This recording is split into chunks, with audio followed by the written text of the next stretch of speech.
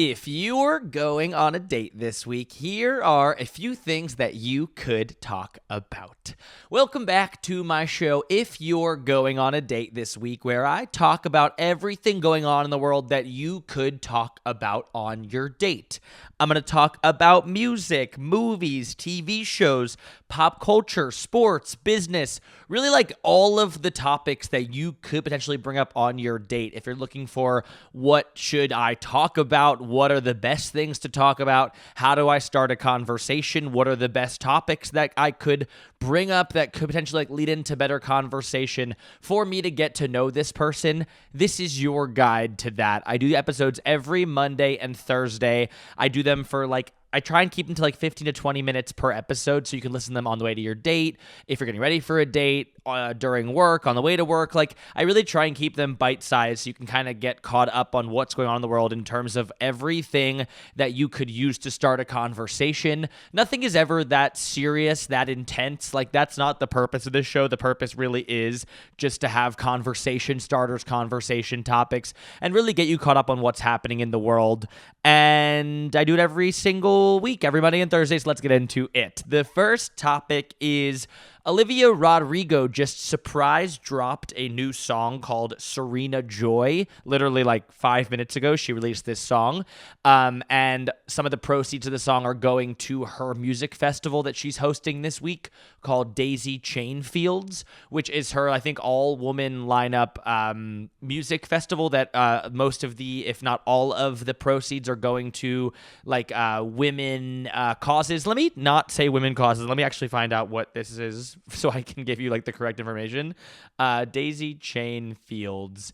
Basically, Olivia Rodrigo a few months ago was hey, I'm starting a festival. So it's a one-day charitable music festival founded by American pop star Olivia Rodrigo.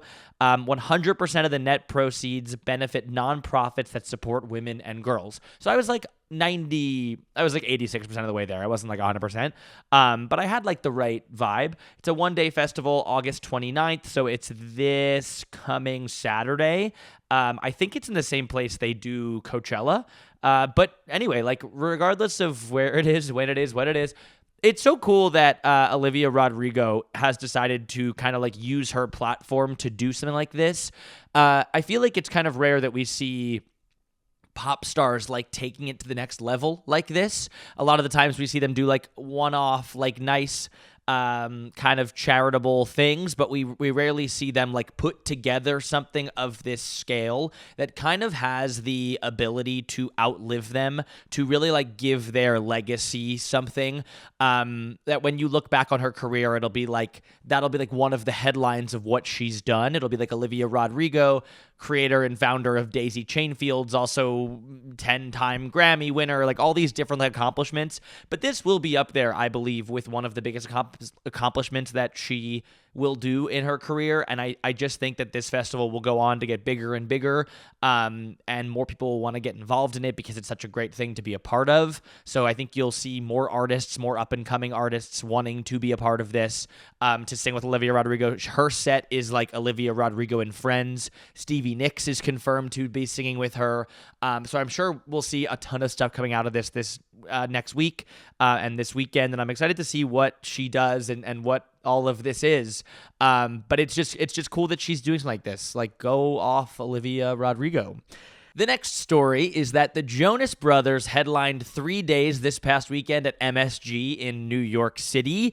They kind of started off their Burnin' Up tour in New York, and then before they started, it was announced that this is going to be a full tour throughout the rest of the country from August to December. So they're bringing back the Burnin' Up tour again. As I said on Thursday, why fix what's broken? People love what they're doing, especially the feedback after this past weekend. Everybody was so enamored with this concert, even though it is them reheating their nachos again and again. People love that, and there's no reason to not be doing that if people are loving it and excited by it.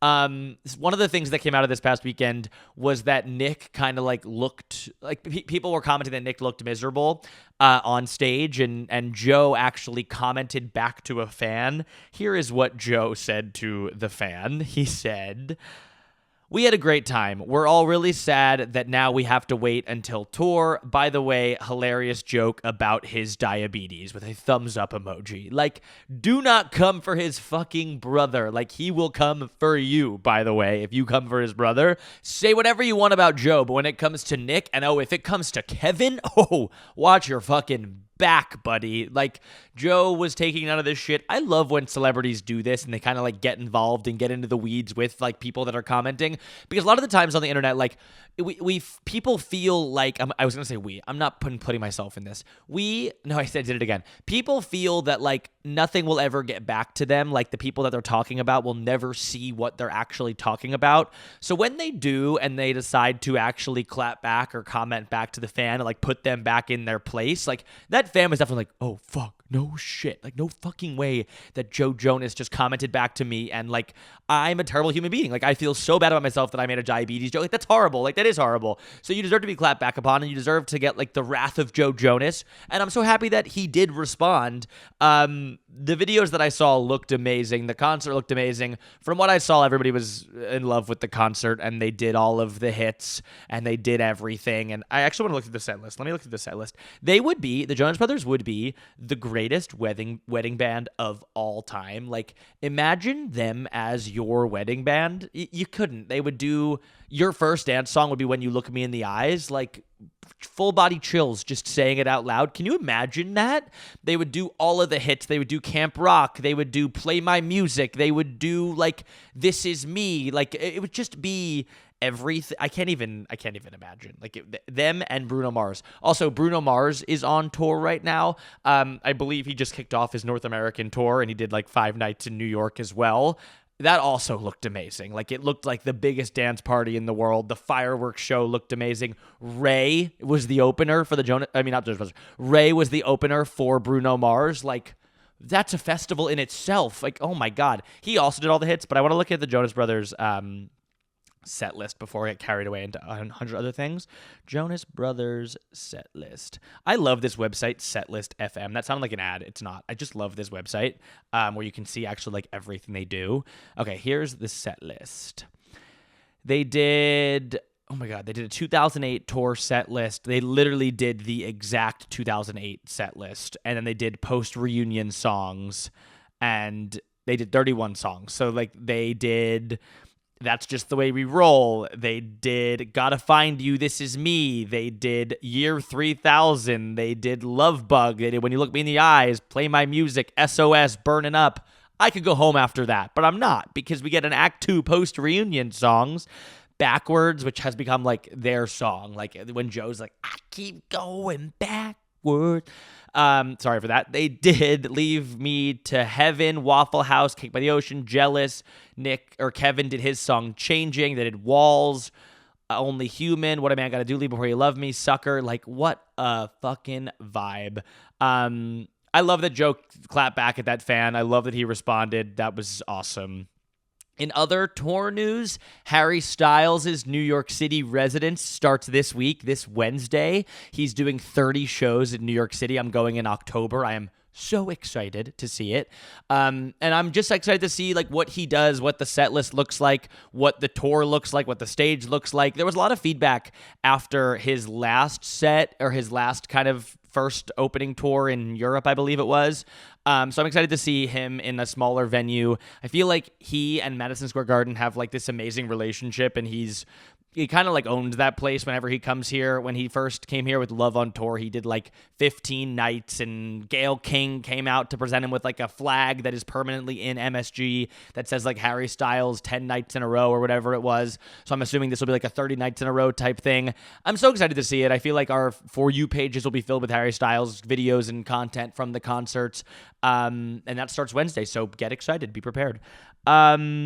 Also, Stella Lefty, who's seemingly come out of nowhere, but honestly, if you've been online, if you've been on TikTok, like you've seen her videos for a while. She has that song, On a Train Back to Boston, it was, like you've probably heard it if you've been online in the past 3 months.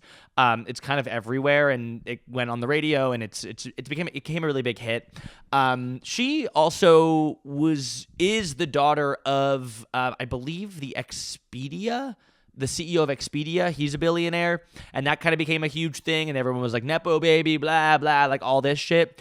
And for a while, it was kind of confusing because it seemed like Noah Kahan co-wrote that song Boston, but it has now come out in the past day or so that actually his team reached out to her when they heard the song, and they were like, hey, this sounds like it's heavily influenced by Stick Season. And if you've heard the song, it sounds exactly like Stick Season. Like, it really, really does. And apparently she was just kind of like, okay, like, I don't want to step on anyone's toes. Like, let's just give him writing credit. So now the conversation is like, should she have given him writing credit? Should have given him writing credit. And it's kind of this like ongoing discussion on the internet right now of like if he should have been credited.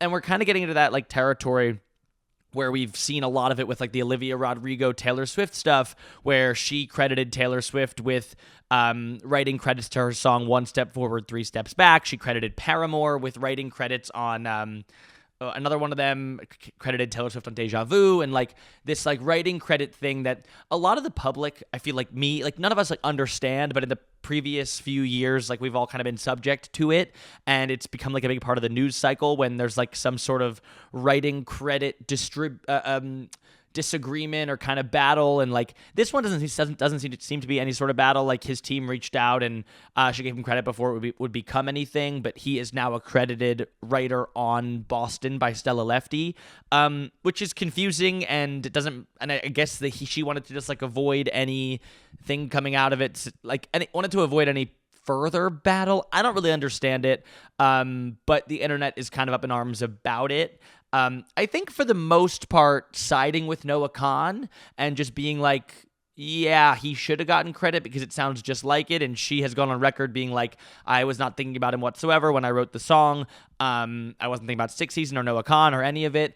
And it's kind of this like, yeah, but like regardless of if you're thinking about it or not, like you're heavily influenced by it. Maybe you heard the song, maybe you loved the song and you were thinking about it when you did write it, even if you like didn't know it, like subconsciously you were thinking about it. So it's kind of this interesting discussion about like writing credits and all that, and it's just that comes up every like few weeks or so, it feels like.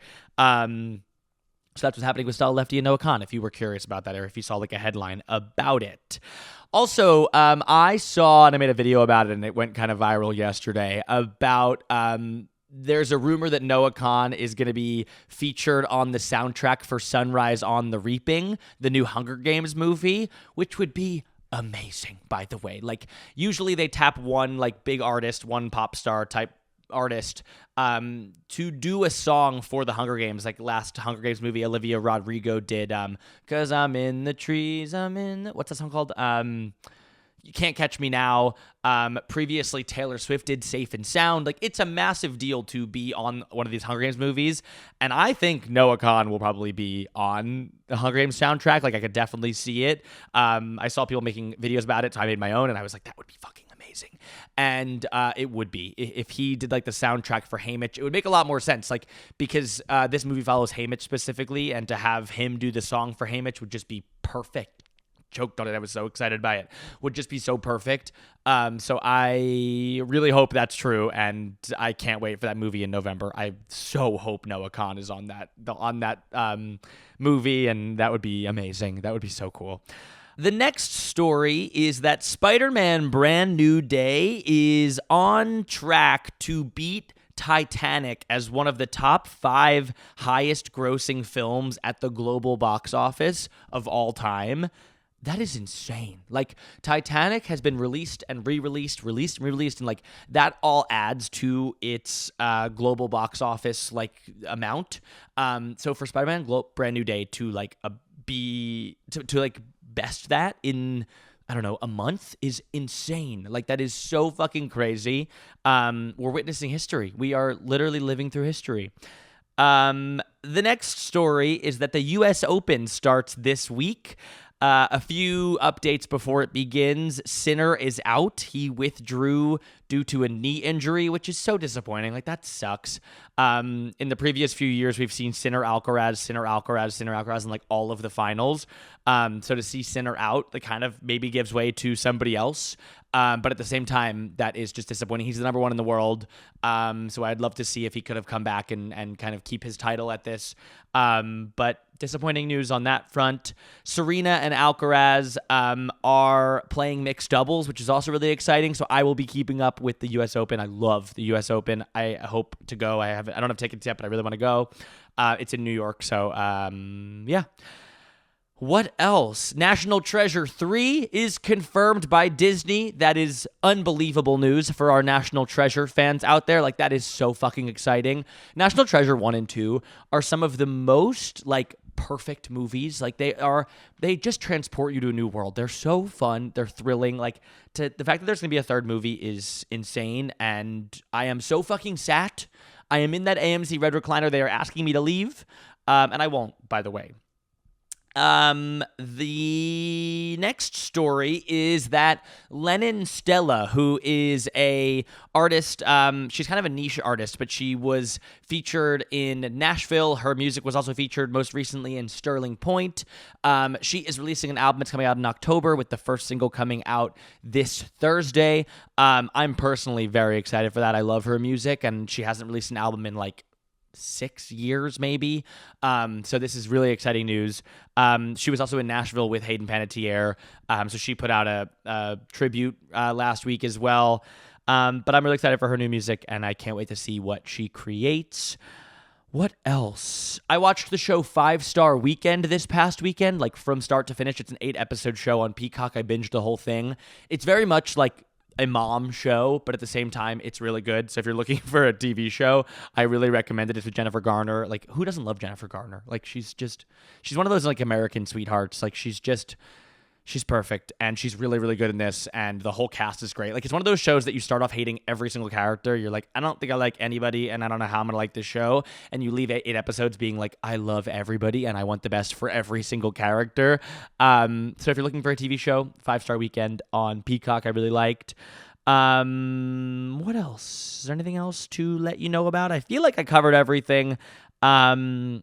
There's a lot of music news this week, a lot about what's happening, tour news. We're going to see a lot more in the upcoming weeks. I feel like that's kind of like end of summer stories. Harry Styles tour, Bruno Mars tour, Jonas Brothers, Olivia Rodrigo. Yeah, so like big music week, and thanks for listening. If you're going on a date, I hope you can use one of these topics for a date conversation. I really think you can. I think you could very much use any of these topics to be like, who is your favorite artist? Or like, what is a concert you went to recently that you loved? Or what's your favorite concert you've ever been to? Or what's your first concert you ever went to? Or like, any of those are really great starting places to then like talk about so many other things. So you could very easily be like, I saw the Jonas Brothers in New York this weekend. Like, were you a fan of them? Like, what was your favorite like Disney Channel original movie? Like, these are all just like very easy date conversation topics. Favorite Disney show, favorite Nickelodeon show. You could say that I saw like Harry Styles coming back on tour. Like, are you a fan of Harry Styles? Just these are like very easy ways to get into conversation. So that's what I mean when I say like use any of these, take one of these, put it in your back pocket for your next date or for your date this week. And then come back Thursday for more topics. So thank you so much for listening. You can also check out my other podcast. It's called Guy Set. New episode tomorrow, every single Tuesday. You can watch full episodes of this and Guy Set on the same YouTube channel. It's just Guy Set, Guyset. You can check out so many more blog posts about dating, relationships, what to talk about, how to be more confident on a first date on guyset.com. So check that all out, and I will see you guys on Thursday. See ya.